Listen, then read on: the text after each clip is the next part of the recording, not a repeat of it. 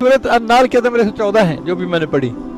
फिर बेशक तेरा रब इनके लिए जो नादानी से बुराई कर बैठे फिर उसके बाद तौबा करें और सबर जाए तो बेशक उसके बाद ज़रूर उस बख्शने वाला मेहरबान है। गुनाह करें नादानी से, इरादे से ना करें, जानबूझ के गला ना क्या करें। ये सूरत अन्नाल के अंदर 119 है। ये कुरान जी की बात कर रहा हूँ ना। जो आदमी करे गुनाह नादानी से, ये गुनाह कर बैठे, बुराई कर बैठे, उसके बाद तौबा करें और सबर जाएं, तौबा करें फिर सबर जाएं,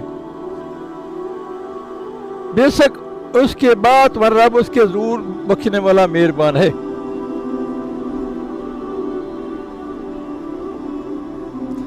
हम इब्राहिम इस्लाम का फैज मर्ग आता है ना हमारे पास, रूह मर्ग में आता है ना, सुनते हो ना, पता है ना, सुना है ना। वो क्या थे?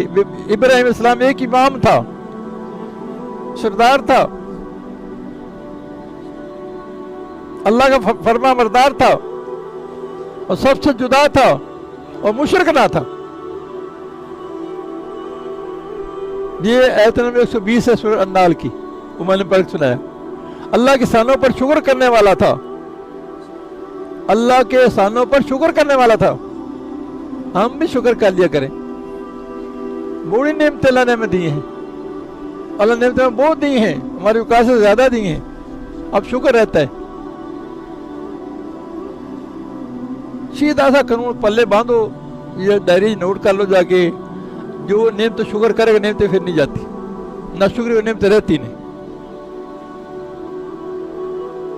नेमतों का शुक्र करो नेमतें नहीं जाती, ना शुक्र करो नेमतें रहती नहीं।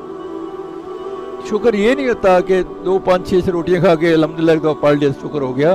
उस नेमत के इस्तेमाल बेजा ना करो, उससे अल्लाह की मखलूक की खिदमत करो,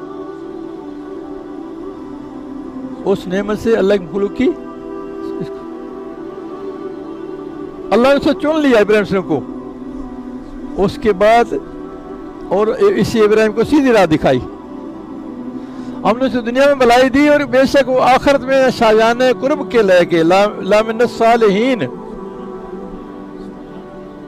आखिरत में अल्लाह मिन सालिहीन में से। फिर हमने तुम्हें वही भेजी कि दीन इब्राहिम की पैरवी करो, जो हर बातिल से जुदा अलग था और मुशरिक ना था।